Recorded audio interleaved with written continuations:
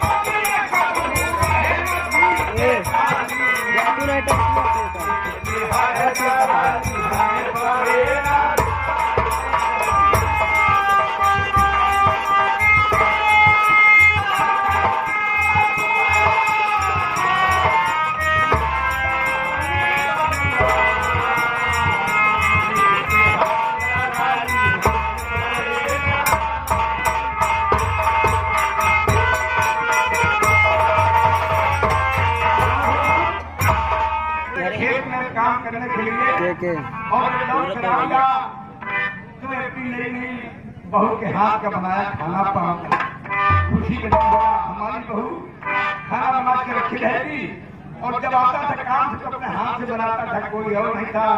अब बहू घर में आई है, क्या तो बना खाना पाऊंगा।